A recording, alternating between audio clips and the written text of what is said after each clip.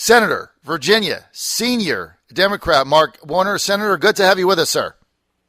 John, thank you. I hope with that lead in, I hope I got my big boy pants on. Oh, get your big boy pants on. Okay, got a message here from my mom. Yeah, how is your mom doing, by the way? I know she's got some surgery planned, and I hope, Dolly, it's going to be fine. So tell her she's in my thoughts and prayers. I will, and I've told you this before. I can't say how old she is, but the first campaign she voted in Wendell Willkie, so you get a little bit of an idea. Anyway, you are the first Democrat she voted for in her life. I just want to tell you that. Hey, everybody's got to have a token, and I'm proud to be hers. 8:38 here on the John Fredericks Show. Senator Warner, I want to get right to the NSA surveillance and the Patriot Act. Senator from Kentucky, Rand Paul, over the weekend basically shutting things down. Now you guys passed the Freedom Act 7717. How do you stand that and why? Well, I think what Senator Paul is doing is irresponsible. I think there's been a lot of demagoguery. I sit on the Intelligence Committee. I think the NSA program, it's not like the way Senator Paul represents, it's like the NSA is somehow going out and collecting and grabbing all this information. It is. I don't believe that is accurate. It is a question of where a computer file would sit. The USA Freedom Act, which has got broad bipartisan support, does a couple of things. One, and this is an amendment we included, it says, let's make sure before you can access any of this information, wherever it's held, the so-called FISA court, that there's somebody in there on the side of privacy and trying to question the government in a more robust fashion. So having amicus and others being able to raise the other side of the issue. Two, it takes the information, and I'm somewhat reluctant on this, although I'm willing to go along with it, and instead of saying having this held on a computer server at the NSA, it's going to be held at a variety of telephone companies. The problem, the amazing thing is that there's been never any evidence that anyone at the NSA has misused, unauthorizedly looked at this information. And again, the information is not the content. It is not the content of a phone call. It is one phone number to another phone number, location, and duration of call only. My concern is if it's held at the telcos, we're actually going to have Americans' privacy potentially much more compromised because as opposed to a very select number of people who've taken an oath of office to protect our country, you're going to have a variety of telephone company employees at a whole slew of telephone companies, and oftentimes I'm not sure I would trust the telcos more than I would trust the NSA. Now, I know people feel very differently about this, and it's a fair debate, and we should have been having this debate earlier on. It shouldn't have taken the traitorous acts of Snowden to force this debate, and all of us who are on the Intelligence Committee should have been more. We should have had a more robust debate. I'm sorry about the long answer, but it's very important. So I hope that we will go ahead and move forward on the so-called USA Freedom Act. I imagine there'll be some debate. There'll be some more amendments. I think we cannot leave our country vulnerable. I do believe these programs have protected Americans and have protected our national interests. Senator Warner, what about the fact that the FBI has acknowledged that this information hasn't been meaningful to them in stopping anything? Well, John, again, this is where I wish at times the intel community would be more forthcoming and being willing to unclassify information. I believe and I think evidence has pointed out that this so-called Section 215 megadata, which is the ability to kind of find one number, it called another number, then maybe go what's called another hop. So if that number then called third number, being able to follow that path, I believe it has been effective. Now, can you say that it is connected dot A to B on terrorist C? That is more questionable, but there have been a number of things that I've seen from the Intel Committee that have shown, I think, its effectiveness. And again, I think the community would do better by declassifying more information so that Americans could make more of these judgments themselves. All right, so Senator Warner, bottom line this for us: those provisions of the Patriot Act, they have expired. They expired at midnight last night. So now the best option seems to be the Freedom Act, right? Yes, sir. I think that we ought to get to this. I think we ought to not be grandstanding. If you want to have an amendment or two, have at it. But I think this is a critically important program for our country's security. And, to signal to the enemy that we're taking down our defenses at this moment in time. And we have seen the enemy continue to change its operational mode as these debates take place. I think it's not. I think puts our country potentially in jeopardy. And I think the sooner we could get the USA Freedom Act passed, the House overwhelmingly passed it. There are real questions about how quickly you can make the transition from some of this information being at the NSA to the phone companies. There's very valid questions about, I believe, the telephone companies need to either be required to hold the data or notify the government if they're not going to hold the data for the kind of 12 to 18 months that people have been debating. Mm-hmm. Those are amendments that need to be added to the legislation. But the idea that we should, that anyone would say, hey, let's just shut it all down and there will be no dire consequences, I think is quite honestly, one, not being truthful to the American people, two, are not being responsible. This is the John Fredericks Show. We're with United States Senator from Virginia, Mark Warner. Senator Warner, let's get to ISIL. We'll seem to be coming off of Obama's strategy right now. Now we find out today, as reported in the Washington Times, that up to 75% of the missions in air that we send out don't deploy any weapons because we don't have the proper intel on the ground. Obama says we're winning. It's tough to see how we're winning. I mean, do we have the right strategy in there? John, it's again, really important question. I've not heard from quite honestly, I've not heard from any of the candidates or any of the critics of the president.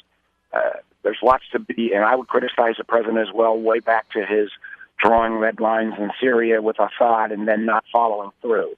But it's easy to criticize. I've not yet heard anyone give, and here's exactly what we should do. I also think the president made a mistake by drawing this kind of arbitrary line about boots on the ground or not boots on the ground. We have boots on the ground, at least in Iraq right now. Now, we can argue about how many or should have more, but we have boots on the ground in training capacities right now. And I think that we need to leave the options open of potentially adding more troops on the ground should military commanders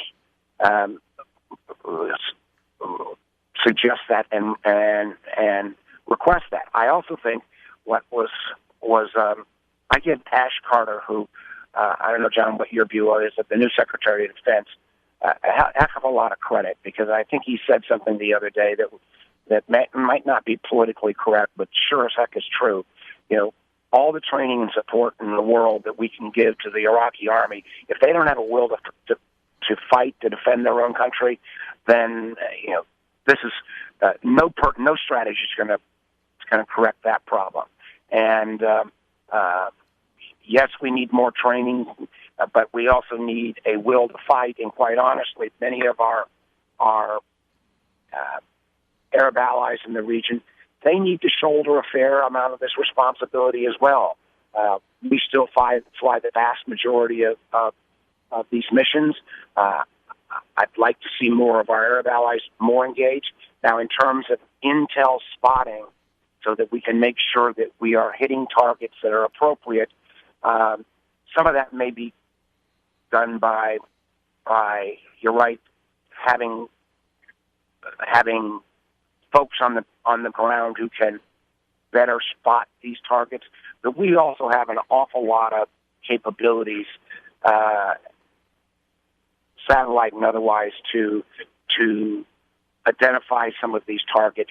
And, one of the questions that I want to get answered is why we are not, in effect, using more of the armaments that we have, why we don't have more robust intelligence about where these sites are, how this would only be solved by American troops being on the ground versus some of the other tools we have to get this information.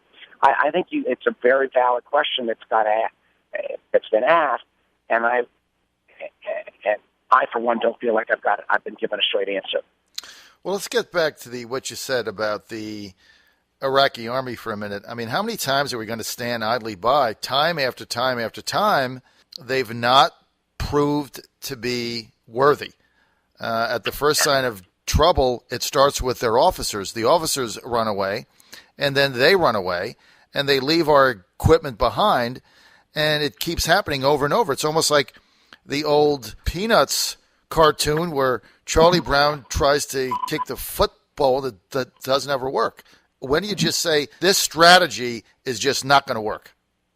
John, again, I think regardless of where we all fall on the political spectrum, nothing makes me it makes me madder now and almost sick at times to see, the billions of dollars that we spent, the equipment we've given them, and the American men and women who've given their lives to try to defend this country when the Iraqis themselves don't seem to be willing to defend their country. Now, I know this is made more difficult because you've got sectarian issues. I know you've got challenges that say, well, Mosul fell because there were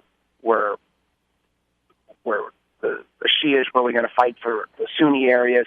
But my gosh, we should have seen this also coming with Ramadi. And how incompetent can this government be in Iraq that wasn't able to get more of its forces into these cities that are laying under siege? But I don't. And the question I have, John, and I ask this, truly is, we can blame the president, we can blame whomever, but if the Iraqis themselves aren't willing to stand up, are we defending a country that may not want to be a country anymore? I mean, clearly the Kurds are willing to fight for Kurdistan. The Peshmerga are good trained fighters. Clearly the Shia militias are willing to fight for those part of the country that are Shia dominated. I do believe there are Sunni tribes that hate ISIL as much as we do. I think we should empower them more. I think that the Iraqi or the Sunni rising that we helped support that freed Anbar province years ago. Mm-hmm. We've now seen that retreat as the Iraqi government basically then cut off the support to these Sunni allies. Mm-hmm. I think one of the things that, and whether we want to blame the president or whether we want to blame people on the ground, I sure would make our aid to the Iraqi government more contingent upon them, the Iraqi government being a little bit more effective, a lot more effective. And if they're not willing to go ahead and get their own forces to protect their own country, my gosh, I don't know what the right answer here is, other than the fact that it makes me sick when I see the billions of dollars in equipment being left fallow and being left turned over basically to our enemies. I have to tell you that is the most effective and most insightful question that you just asked that I've heard in covering this for some time. Basically what you're saying is, if the Iraqis are not willing to fight for their country, why are we? Why are we even involved in it? I mean, I think that's this is the first time I've heard somebody in your position asking that question, and I think you're spot on with it, because that's the level of frustration that Americans have. We're willing to fight, they aren't. Amen, John. And it's like, and again, listen, and And I don't have any interest now in saying, well, let's blame Bush or let's blame Obama. That's worthless. At this point, let's just, and this is where I give Ash Carter a lot of credit for saying, I know he got some political grief from the Iraqi politicians. Well, to heck with the Iraqi politicians. He said, well, every American's been thinking, and I would make this continued assistance much more contingent upon them producing, and so, and if they don't produce, then I would say maybe we even further reduce our footprint. If they produce, I'm willing to say, we would add additional support. And again, I think that the president made a mistake by drawing this false line about boots on the ground. We have boots on the ground, and he just didn't want to call it that. So basically what you're saying is you've had it with a blank check for them, right? Yes, sir. Americans have had it. I mean, we I spent a lot of time in Hampton Roads recently and trying to get the Hampton VA up to snuff. To see the men and women who've been deployed to Iraq and Afghanistan, and it seems in Afghanistan it is better than in Iraq. And again, you could argue that's partly because we kept 10,000 troops there as opposed to the more dramatic cutbacks in Iraq.